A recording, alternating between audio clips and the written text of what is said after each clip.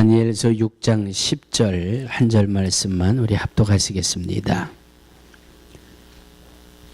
제가 가진 책으로 구약 성경 1243페이지 다니엘서 6장 10절입니다. 다니엘서 6장 10절 큰 목소리로 합독하십니다. 시작. 다니엘이 이 조서에 어인이 찍힌 것을 알고도 자기 집에 돌아가서는 그 방에 예루살렘으로 향하여 열린 장에서 전에 행하던 대로 하루 3번씩 무릎을 꿇고 기도하며 그 하나님께 감사하였더라. 이 말씀은 살아계신 하나님의 말씀입니다. 아멘.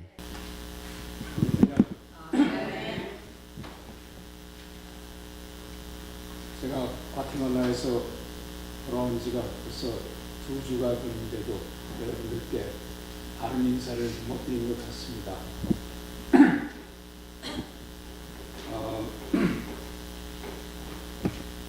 선교지에 있는 저에게 또 제가 함께 동역하는 공동체를 위해서 여러분들께서 늘 중보해 주셔서 건강하게 지금까지 잘 하고 있습니다. 또 여러분들께서 작년 말에 저를 통해서 보내주신 건축 헌금을 가지고 저희들이 땅을 매입하고 이제 건축을 위해서 준비를 하고 있는데 땅값이 외국인이라는 것 때문에 턱도 없이 올라가서 내려올 생각을 안 해요. 그렇다고 그것을 저희들이 비싼 값을 사면 할 수 있어요. 할 수 있는데 좋지 않은 본을 보여주게 돼요. 선교지에. 하나님의 교회를 그렇게 무리한 값을 들여가지고 해서 좋지 않은 본을 만들어두면 다음에 일하는 사역하시는 분들이 어려움을 당하죠. 그래서 계속 기도하고 있습니다. 아마 틀림없이 하나님께서 적절한 값으로 인도해 주실 것을 알고 계속해서 기도해 주시기 기대합니다. 공동체는 그동안 지나간 10년 동안 상당히 성장을 많이 했습니다. 공동체의 규모도 적지 않지만 함께 사역하는 많은 교회들과 인근의 30개 마을을 저희들이 예수 안에서 좋은 관계를 맺어서 복음을 전파하고 있습니다. 그리고 그 30개 교회 목사님들이 늘 공동체 사역에 동역을 하면서 제가 오기 직전에는 2주 동안 현지에 있는 목사님들을 초청해서 토요일마다 저희들이 목사님들의 영성훈련을 가졌습니다. 5월 3일에는 한 20여 명에다가 신학생들 몇 명 합해서 약 30명이 모이더니 5월 10일에는 오기 전주에는 한 목사하고 신학생들만 합해서 40명이 넘었어요. 그래서 전체가 한 50명 가까이 돼서 하나님의 말씀을 듣고 같이 은혜를 누릴 수 있었습니다. 그리고 특별히 공동체에 자랑이 될 만한 것은 장래 이 마을들의 영적 지도자가 될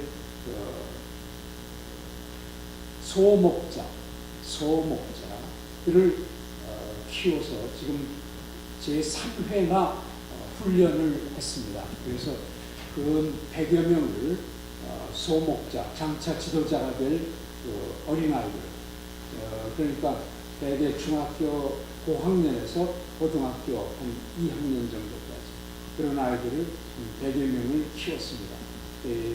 칠색 가까이 있는 지역뿐만 아니라 칠색의 그 교구 속에 있는 1시간 한 30-40분 되는 거리에 있는 교회에 청소년들까지 많은 사람들이 교육을 받고 훈련을 계속 받고 좋은 지도자가 될 꿈을 꾸고 있습니다. 그리고 한 5년 전에 심은 망고나무는 열매를 많이 풍성하게 내서 작년에 4알의 망고 열매를 맺었더니 금년에는 무려 30여 그루의 망고나무 중에서 한 그루에 100개 이상의 열매가 열렸습니다. 그러니까 상상해보세요. 근데 그 모든 것이 하나님께서 때를 따라 베풀어 주시는 은혜, 계속해서 기다리며 기도하며 하나님의 은혜를 사모하면 때가 오면 하나님이 열매를 주십니다 하는 그 원리, 심고 거두는 원리에 의해서 된다고 믿어집니다. 아멘. 아멘. 우리 개인 생활도 똑같습니다. 그래서 여러분들께서 혹시 주중에라도 그 망고나무 열매 좀 보고 싶다 하시는 분은 저희 집에 오세요. 또 새벽기도 나오시든지 하셔서 저한테 좀 비워달라고 하면 제가 스마트폰에 있는 망고를 좀 드릴게요. 잡숴보세요. 재작년에는 빠빠이가 그렇게 풍성하더니 금년에는 망고가 그렇게 풍성하게 열매를 맺었어요. 하나님의 그 풍성한 사랑과 은혜를 우리들에게 하나님께서 가르쳐 주셨다고 믿습니다. 그게 이제 수확이 아마 한 달 안으로 수확할 텐데 수확하게 되면 거기에 현지 선교사들은 물론이거니와 우리와 동역하는 목사들 매주 토요일말 되면 와서 3시간씩 훈련을 받고 가는 목사들 넉넉하게 먹고 또 5-4개씩 줄 수도 있고 우리 소목자들 교사들 20명 되는 교사들 모두가 같이 누릴 수 있는 기쁨을 누리게 됩니다. 여러분들 언제 갈릴리 공동체 단기선교 팀 오셔서 함께 그것을 맛보고 그동안 여러분들이 중보하신 그 열매가 어떻게 하나님께서 만들어 가신지를 같이 보고 기뻐했으면 좋겠습니다. 아멘. 아멘. 오늘은 오늘 제목에 있는 대로 내 신앙의 돌파구란 제목으로 말씀을 나눌까 합니다. 담임 목사님께서 늘 부족한 저를 위해서 말씀 훈련을 여러 가지 방법으로 훈련을 시켜주셔서 너무 감사합니다. 돌파구는 영어로 breakthrough라고 합니다. break는 깨트리다, through는 통과하다 라는 말에서 breakthrough 라는 말은 주로 이제 군사적인 개념으로 많이 쓰입니다. 그래서 어떤 점령하고자 하는 지역, 전략적인 지역이 있는데 그 지역을 시도를 해도 잘 돌파하지 못할 그거에 대한 작전을 세우고 그런 작전을 갖다가 우리는 breakthrough라고 합니다. 뚫고 돌파해서 나가는 것. 그렇게 해서 정복하는 것을 breakthrough라고 합니다. 그래서 사전에는 적진을 돌파한다 또는 과학기술이 발전해서 획기적인 어떤 이정표가 생겼다 했을 때 breakthrough라는 말을 쓰게 됩니다. 왜 이런 말을 제가 설교 제목으로 해놓냐면 제가 가만히 보니까 제 믿음이나 신앙의 모습이 너무나 구태의연하고 마치 뭐라 그럴까 묵은 닭같이 되는 것 같은 느낌을 갖게 됐어요. 선교사나 목사나 권사, 장로, 형신들 모두 우리가 하나님의 말씀과 성령의 역사가 없으면 묵은 닭같이 돼가지고 자리만 차지할 수가 있습니다. 가정에서도 마찬가지입니다. 그래서 구태의연한 우리의 신앙생활과 수십 년 동안 신앙생활을 했지만 이제 습관적으로 지속되는 신앙생활을 하고 있다고 느끼시는 분이 있다면 오늘 설교 제목이 은혜가 되기를 바랍니다. 이거는 제가 여러분들께만 드리는 설교 제목이 아니라 저한테 특별히 하는 하나님의 말씀이라고 저는 받기 원합니다. 우리 신앙생활이 정체돼서 흐르는 물이 아니라, 흐르는 시냇물이 아니라 정지되어 있는 연못에 있는 물처럼 더럽고 산소가 없어요. 산소가 없고 더럽고 정체돼서 겉에 보기에는 멀쩡한 것 같아요. 겉에서 볼 때. 그러나 속을 들여다보면 오물투성이 그런 신앙이 아닌가, 제가 자신을 살펴보기 원합니다. 막 믿기 시작한 사람보다 못하게 느껴지는 그 부끄러운 모습이 많을 때 우리는 속으로 신물하고 고통을 느낍니다. 신앙의 성장이 있어야 할 곳에 정체가 되어 있고, 경건해야 할 나의 삶이 경직되어 있고, 성숙해야 할 믿음이 다만 익숙한 모습으로 예배를 드리는 그런 모양입니다. 한마디로 경건의 모습이 있으나 경건의 능력이 없다고 바울 사도는 성경에서 꼬집어서 얘기하고 있습니다. 어떻게 해야 됩니까?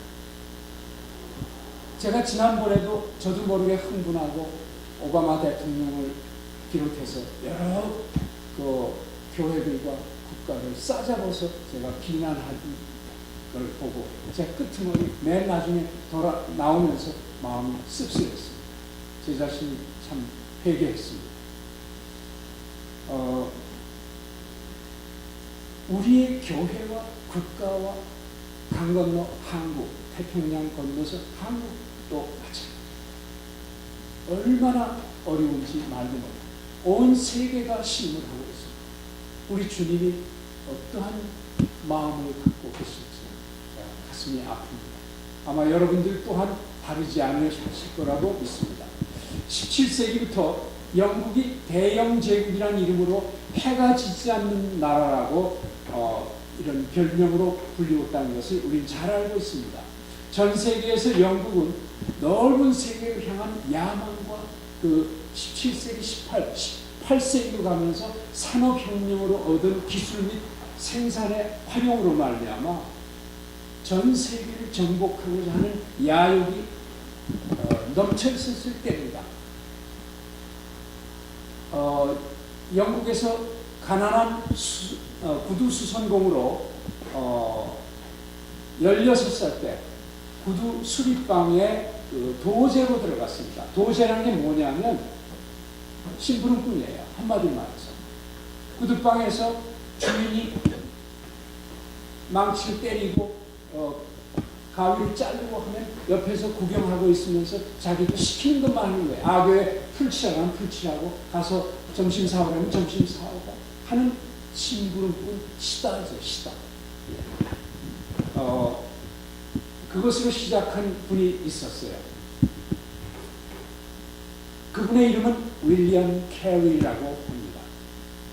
침례교 신자가 그때 됐습니다. 이 16살 때 이분은 가난한 가운데서 성경을 공부하면서 평신도 목회를 할 꿈을 꿉니다. 20살이 됐을 때, 다시 말하면 그 시다 노릇을 한 지 4년 됐을 때 캐리는 주인의 처제와 결혼을 합니다. 처음부터 처제가 5살이나 위였어요. 근데 그 당시에 여성들은 우리나라도 옛날에 그랬죠.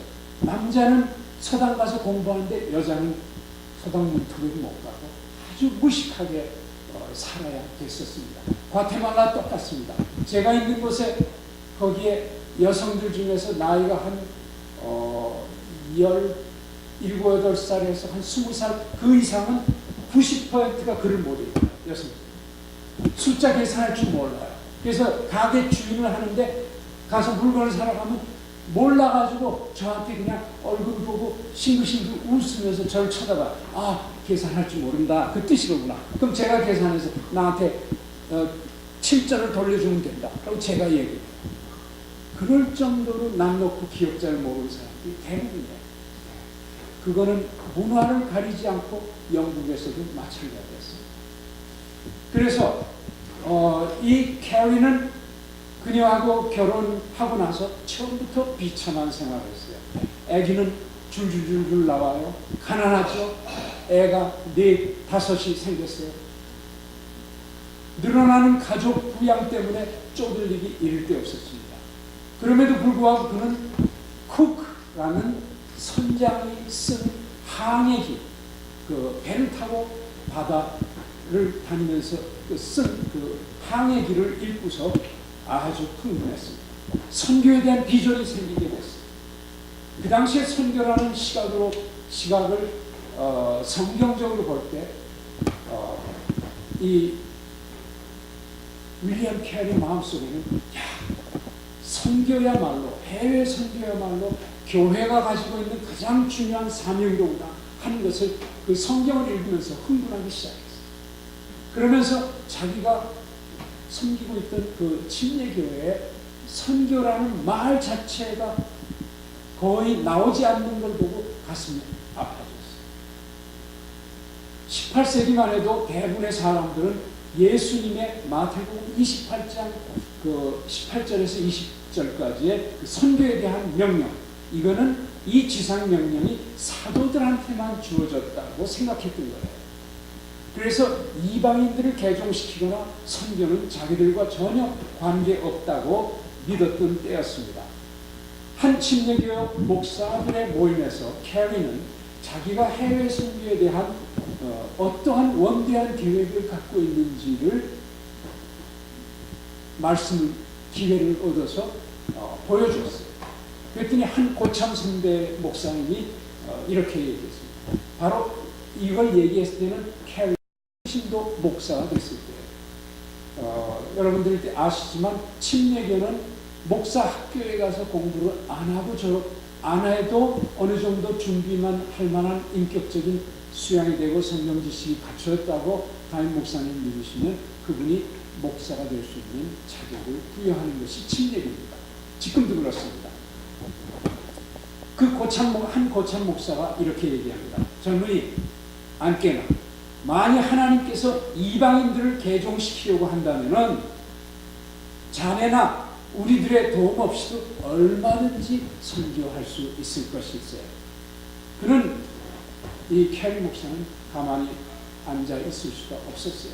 그 얘기를 듣고서 가슴이 불이 타고 분해가지고 견딜 수가 없었어요. 성경에 있는 이 말씀을 어떻게 저 목사는 이렇게 해석을 할 수가 있는가? 하나님이 명령한 걸 어떻게 하나님이 하실 수 있으면 하신다는 걸로 돌리고 자기는 손 하나 까딱 안 하겠다고 합니다. 속으로 화가 치밀어서 견딜 수가 없었어요. 그러고 나서 이분은 윌리엄 캐리 목사는 이런 글을 썼습니다.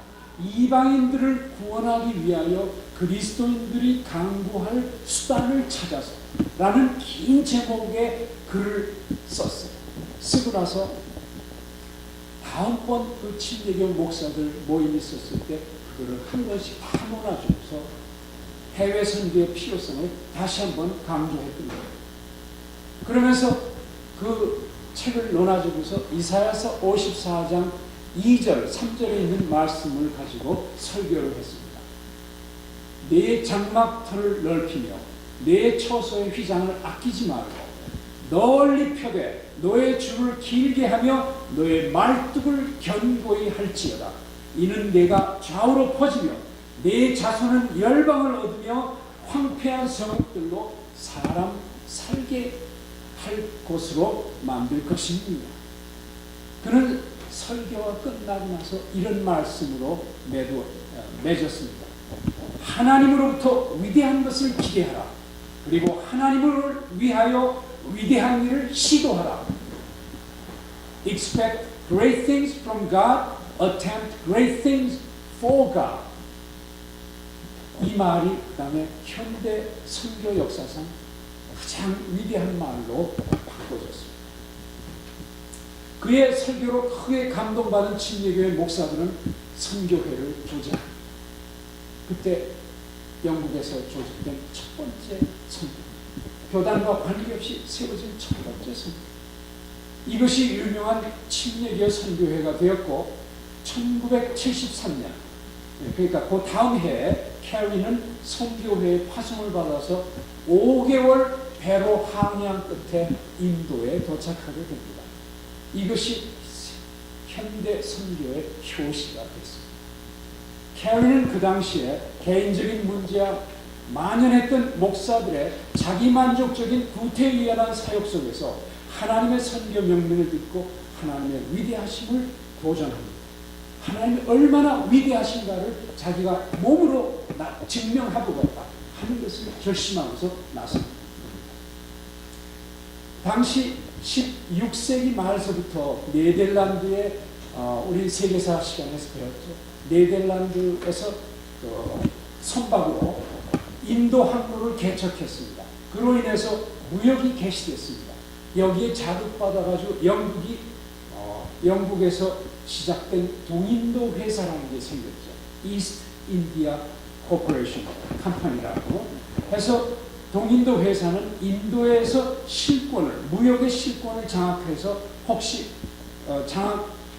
장악하였는데 혹시나 선교사역 때문에 상업적인 이해를 손해볼까봐 윌리엄 캐리가 도착했을 때 도와주지 않았습니다. 오히려 방해하고 심술을 부렸습니다.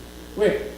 선교한다고 해가지고 하나님 일을 한다고 해서 그 동인도 회사가 그 인도에서 착취하는 온갖 나쁜 짓들, 원주민들을 속여서 돈을 갉아먹는 이 목화, 인도가 목화지로 참 유명하잖아요. 그 목화 생산한 것을 인도로 영국으로 수입하고 티 생산한 걸 영국으로 수입해가지고 가공해서 다시 갖다가 팔아먹는 거죠. 이런 일을 하는데 이 선교사가 혹시 걸림돌이 될까 전혀 도와주지 않고 오히려 핍박을 했습니다.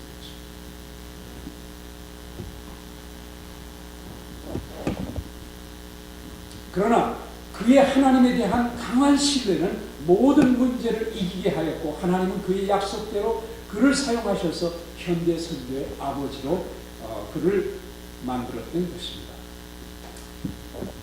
오늘 다니엘서 3장의 말씀으로 다니엘서 6장의 말씀이 오늘 본론인데 3장 말씀을 먼저 보겠습니다. 여러분들 찾아보시지 않으셔도 이미 그동안 성경 읽기를 통해서 여러분들 수없이 많이 말씀을 들었고 또 기억을 하고 계시니까 제 말씀만 들으시면 됩니다. 다니엘서 3장은 유명한 다니엘의 세 친구가 나옵니다. 사드락과 메삭과 아벨네고. 이들은 다니엘과 함께 포로로 끌려온 유다 귀족들의 자제였습니다. 탁월한 지혜와 하나님을 경외하는 청년들이었죠.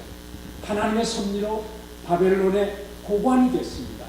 저들은 주위 동료인 그 바벨론 사람들, 고관들로 말미암아 넓은 다민족 통치 지역에서 그 당시 바벨론이 얼마나 넓었냐면 무려 에집트에서 인도까지 이르는 엄청난 대륙을 죄다 도배를 다 해버렸어요.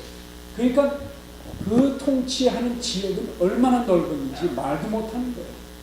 그 지역을 통치하는데 얼마나 힘들겠어요.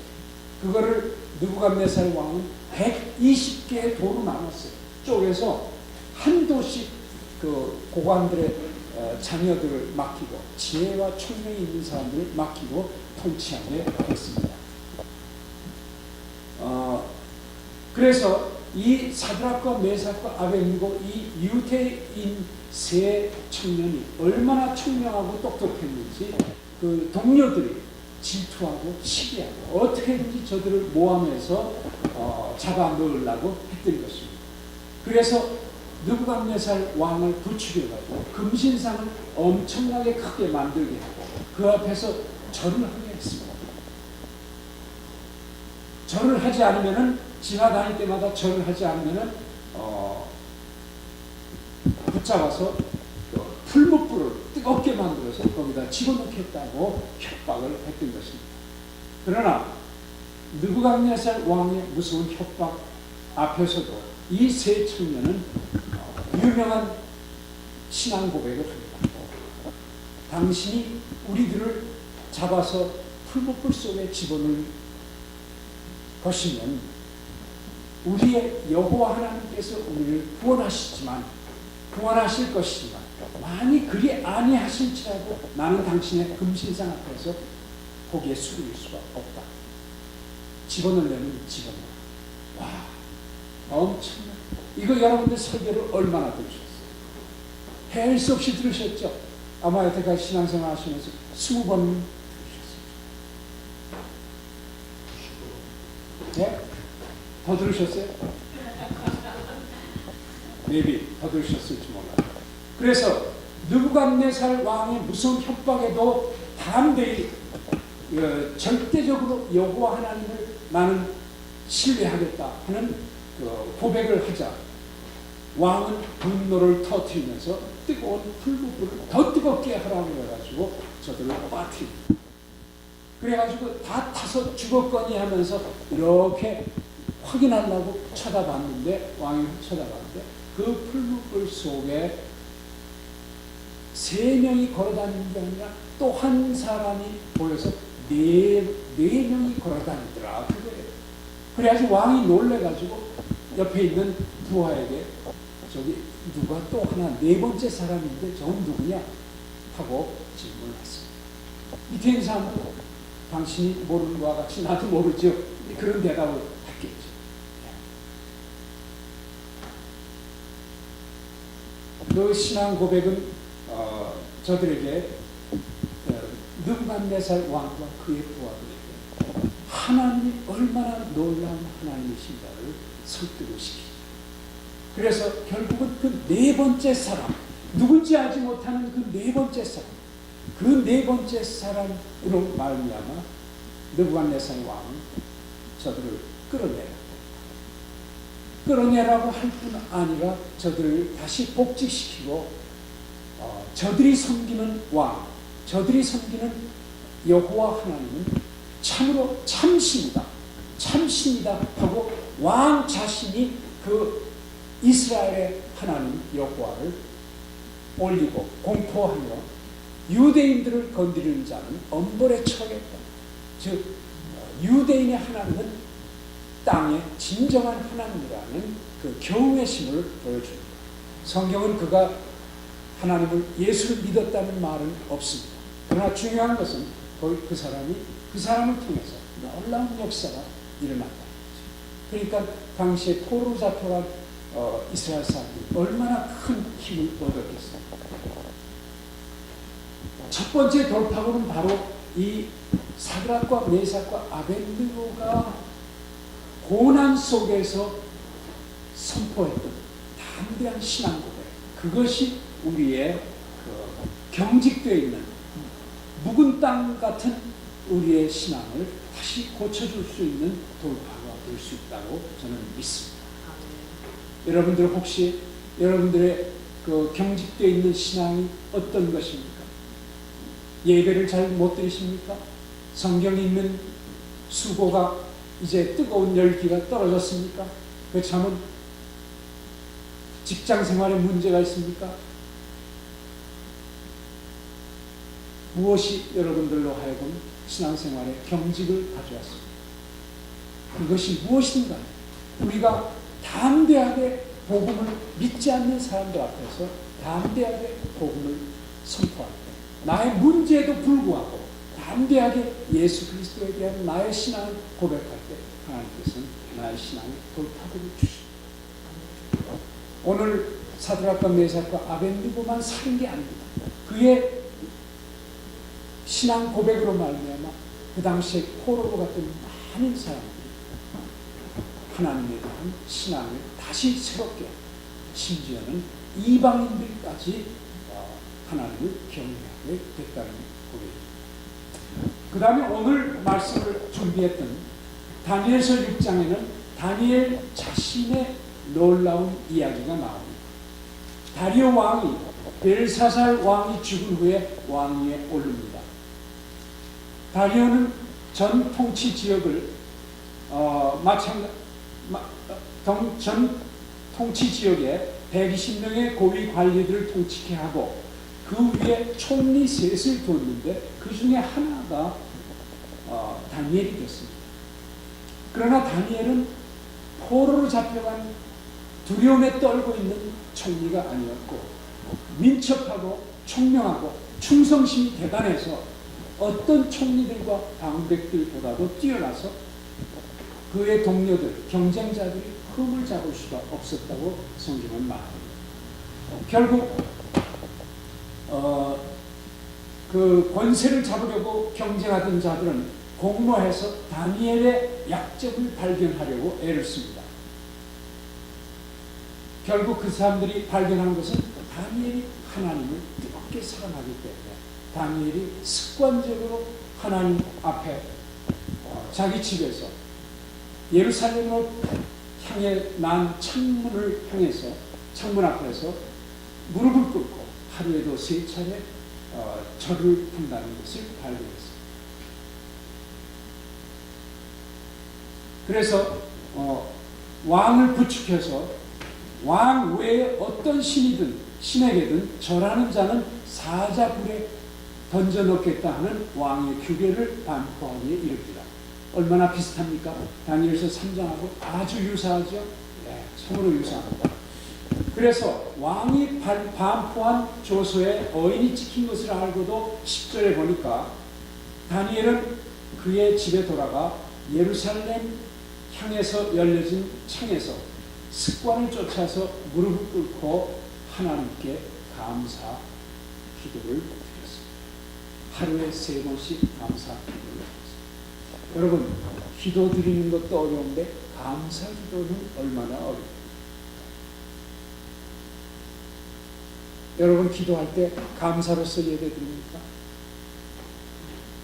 감사 제목을 써보십니까?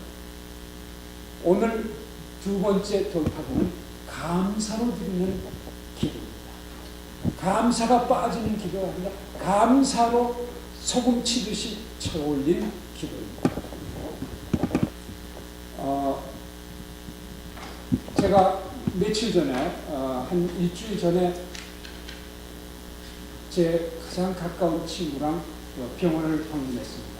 거기서 그 친구의 아내가 폐에 물이 차가지고 고통을 겪다가 드디어 의사가 전혀 추천도 안 해주는데 자기 차를 몰고서 병원에 입원해서 치료를 받게 된 과정을 제가 얘기 듣고서 제 차하고 불나게 뛰어갔습니다. 뛰어서 방문을 하고 뭐라고 제가 얘기를 해야 되는지 제가 아주 궁금했습니다. 제 자신이 참 말씀을 뭐라고 전해야 될지 몰랐어요. 그래서 성령께 기도하고 도착해가지고 둘이서 같이 기도했습니다. 하나님, 제가 뭐라고 말씀을 전해야 할지 잘 모르겠습니다. 그렇지만 성령께서 역사해 주셔서 놀라운 일을 이루어 주십시오 하고 기도를 했습니다. 제 차가 주머니에 3분이라는 책을 누구의 간증인데 천국에 대한 간증을 4살짜리 애가 쓴 책이에요. 한국말로 번역이 돼서 베스트셀러로 나왔던 책이에요. 그 책을 집어넣고 갔다가 그 책을 꺼내놨어요. 근데 마침 그 친구 녀석이 전 없었으면 하고 기대했어요. 왜냐하면 그 친구가 성격이 아주 무서워서 제가 예수 얘기만 하면 저를 잡아먹을 것처럼 그랬어요. 자기 집에 예수 얘기하려면 집에 오지도 말라고 그럴 정도였어요. 그랬던 친구인데 제가 어떻게 해야 될지 그래가지고 제가 기도를 했어요. 하나님, 제가 사람에게 제가 두려워해서 되겠습니까? 아무리 성격이 고약한 친구지만 목사가 하나님 증거하기를 두려워해서 되겠습니까? 하고서 이제 기도하고 올라갔어요. 그래가지고 들어가서 이 친구가 없기를 바랐는데 딱하게 의자에 앉아서 전화를 하고 있었어요. 그래가지고 10분을 기다려가지고 전화가 끝났을 때 들어갔어요. 들어가서 얘기를 하고 말씀을 전하기 시작했어요. 책을 내놨어요. 그 책을 내놨는데 이 친구가 싹 짜려보는 거예요. 뭐라고 폼을 잡으려고. 근데 마침 간호사가 들어와서 이 책 너희들 읽어봤냐? 이 책이 너무 좋은 책이다 하면서 얘기를 하기 시작해요. 그러면서 자기가 그 책에 너무 큰 은혜를 받았다. 자기 어머니도 은혜를 받았다. 어머니가 그 책 때문에 놀라운 예언을 하고 돌아가셨다. 예. 그랬더니 이 책이 이 친구가 멀쓱해가지고 입이 딱 다물었어. 그래가지고 그러고 나서 저는 그때를 타가지고 틈을 타서 두드려 패기 시작했어요. 하나님 말씀을 전하고 하나님 이 자매님이 병원에 들어오게 된 거 감사합니다. 무슨 일을 하나님께서 계획하고 계신지 모르지만 병원에 들어와서 하나님을 알게 교제를 나눌 수 있는 이 놀라운 시간을 인해서 감사드립니다 하고 하나님께 감사 예배를 드렸어요. 그러고 나니까 제 속에서 힘이 얼마나 나는지 아주 기분이 기가 막히게 좋더라고요. 예, 말이 되잖아요. 말이 되죠. 하나님 놀라운 축복의 주머니를 갖고 계신 하나님을 만날 수 있는 기회가 어디 있겠어요. 이분은 가게를 하는데 늘 바빠가지고 몸이 아파가지고 이렇게 들어왔는데 병원에도 갈 시간이 없었던 여자가 와가지고 하나님을 만나게 되니까 얼마나 기쁜 거예요. 감사하자고. 그리고 자, 다들 눈 감고 우리 기도하자 하고 억지로 눈을 감겼어요. 감기고 기도했어요. 어제 아침에 전화가 왔어요. 어제 아침에 전화가 왔는데 목사님, 내가 여태까지 지난번에도 골치가 아프고 얼굴이 그냥 붓고 얼굴이 붓고 뭐가 안개가 낀 것 같이 괴로웠는데 얼굴에 답답한 거나 이게 다 사라져버리고 아주 그렇게 깨끗할 수가 없다. 너무너무 깨끗하다고. 하나님 얘기는 아직 안 나왔어요. 하나님 얘기는 아직 안 나왔는데 굉장히 진보였어요. 그래서 제가 할렐루야, 하나님이 하셨습니다. 하나님이 하셨습니다. 저는 이제 줄을 하나 만들어 놨어요. 예, 그 다음에 이제 갈 수 있는 줄을 만들어 놨습니다. 오늘 우리가 말씀 나눴던 지금 다니엘이 습관을 좇아서 무릎을 꿇고 그의 하나님께 하루에도 3번 감사 예배를 드렸다 이렇게 나오는데 느헤미야 11장을 보면 11장 17절 여러분들 나중에 찾아보세요.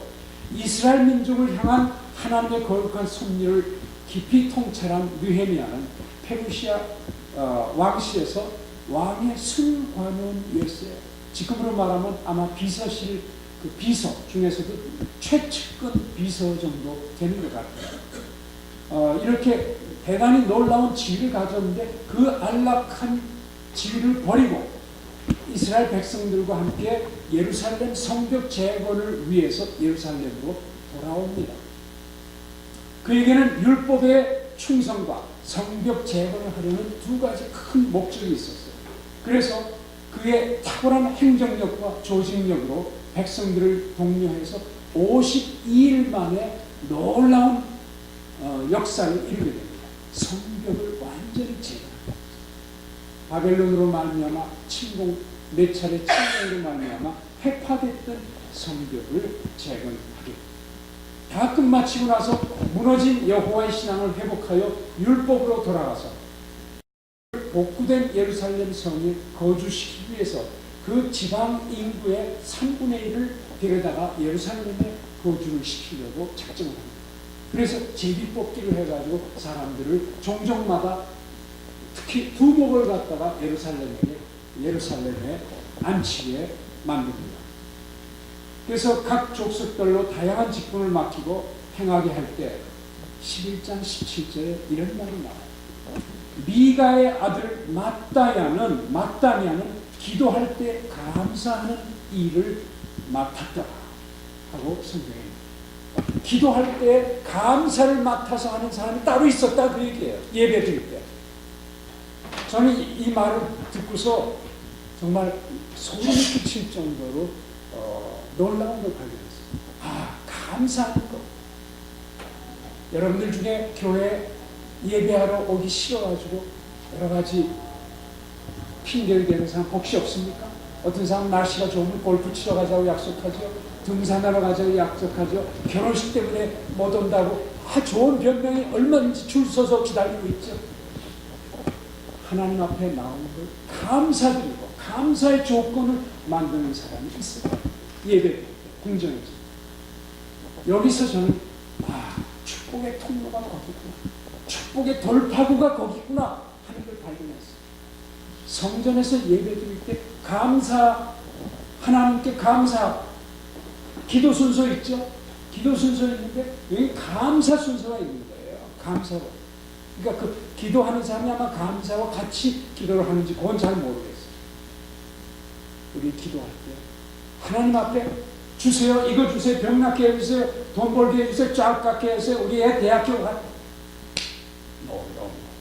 그런 기도보다 하나님께서 베풀어 주신 감사를 어려운 거든 좋은 거든 선한 거든 악한 거든 하나님께 감사로 예배를 드리십시오. 놀라운 일이 좀 생길 거라고 확신합니다. 아멘.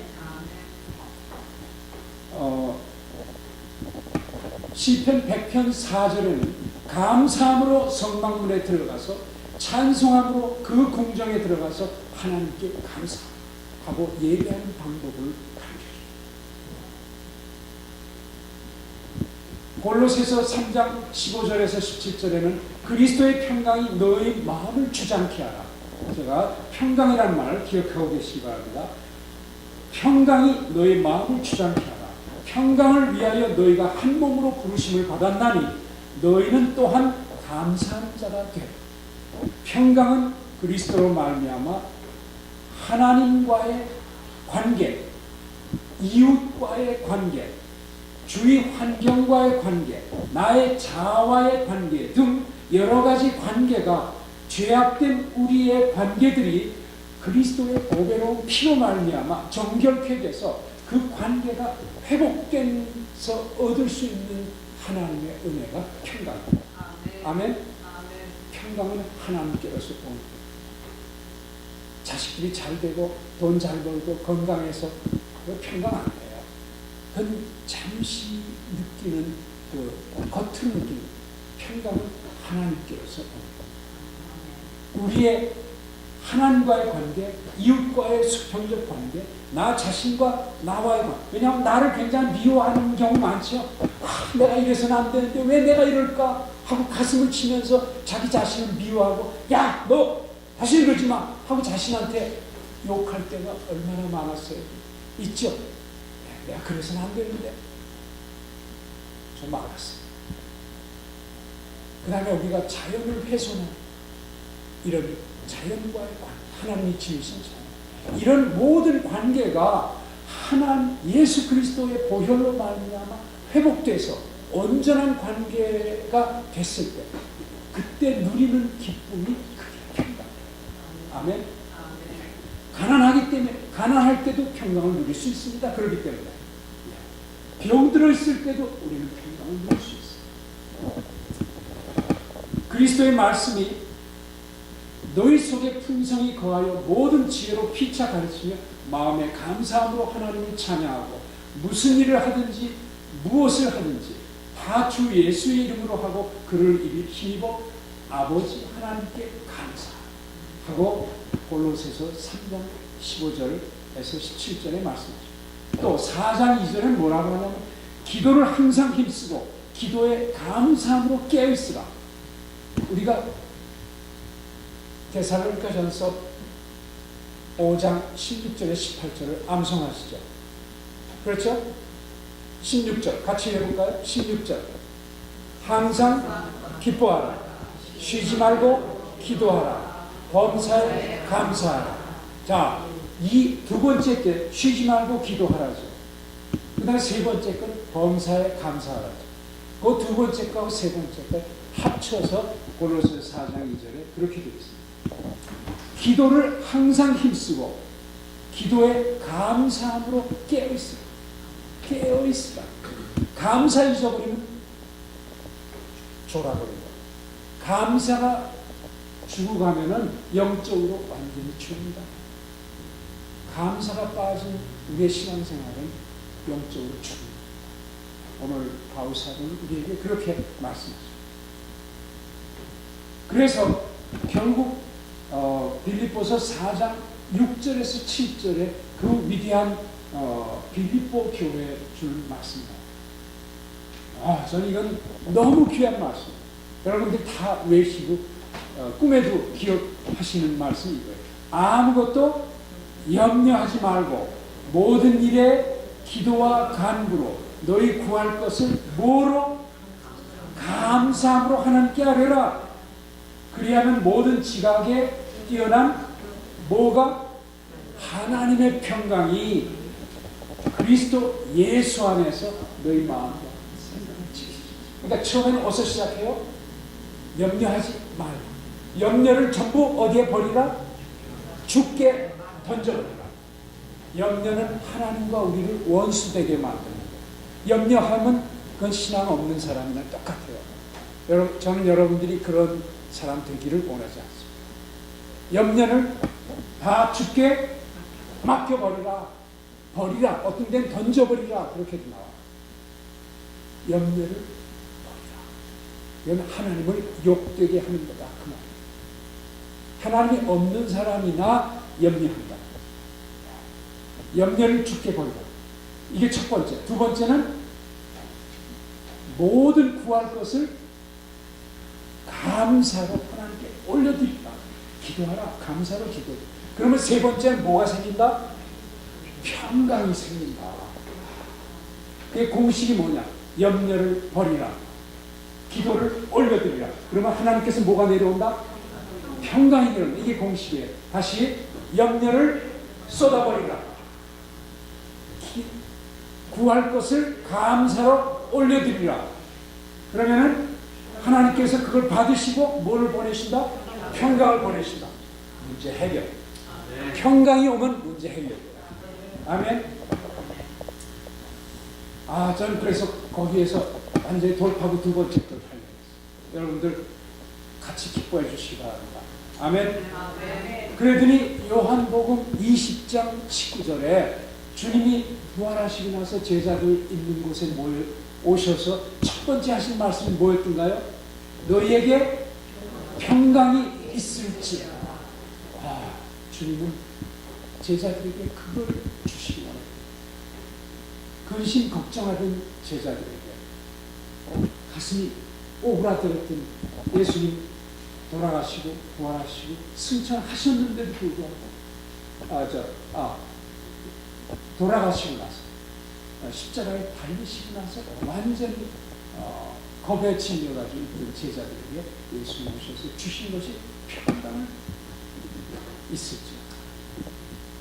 두 번이나 그렇게 말씀하셨어요. 이렇게 볼 때 말씀을 냈습니다. 마태복음 7장 7절에 계속 쉬지 말고 기도하라. 마태복음 7장 7절은 뭐라고 나오죠? 구하라라고 나오는데 구하라라고 하지 마시고 여러분들은 계속 쉬지 말고 구하라. 그 말을 붙여서 해석하시기 바랍니다. 다시 계속 쉬지 말고 구하라. 그 말이 있어야 그게 주님의 뜻입니다. 계속 쉬지 말고 구하라. 그러면 얻을 것이다. 그래서 예레미야서에서 너희는 내게 부르짖으라. 내가 응답한다. 그 다음에 전심으로 나를 찾고 찾으면, 그러니까 한 번 찾고 한 번 기도하고 끝났다. 하나님 주시겠지. 천만의 말씀. 하나님은 우리한테 속지 않아요. 하나님은 엉터리로 기도하는 거, 성의 없이 기도하는 거, 전심으로 기도하지 않는 사람 그거 믿지 않지. 하나님은 우리가 정말 진정으로 기도하는지를 그 사람의 기도에 얼마큼 성의가 있는 걸 보고서 그때 응답을 주시죠. 그래서 우리는 완전히 지쳐가지고 완전히 다운될 것 같은 그때 하나님 보내주시죠. 우리를 진심을 발견하고 원하십니다. 하나님은 골탕 먹이시는 하나님이 아니라 우리가 너무 죄악 속에 살기 때문에 우리가 위선이 많다고 거짓된 게 많다고. 그렇기 때문에 우리가 보통 기도해서는 진심이 안 나와요. 그래서 하나님은 부르짖어 기도하라. 찾고 찾으라. 이런 말씀을 반복해서 강조하십니다. 아멘. 하나님은 우리가 정말 전심으로 구하면은 한 번만 구해도 하나님은 주실 거로 좀 확신합니다.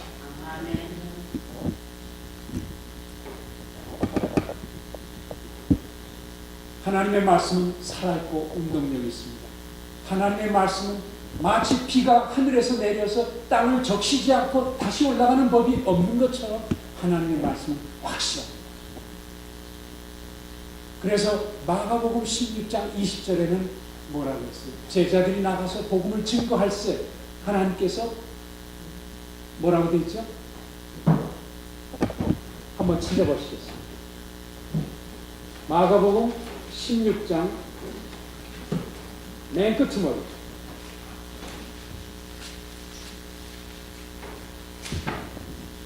20절 16장 20절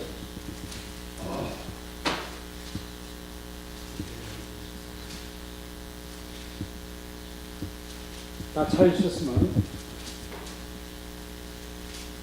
같이 합독하시겠습니다. 제자들이 나가 두루 전파할세 주께서 함께하사 역사하사 그 따르는 표적으로 말씀을 확실히 증거하십니다. 아멘. 우리가 예수 이름으로 나가서 주의 사역을 감당하고 하나님께서 반드시 우리가 믿음으로 나아갔을 때는 따르는 표적으로 함께 역사하십니다. 아멘. 예. 이게 저는 기뻐서 섬겨주는 나가.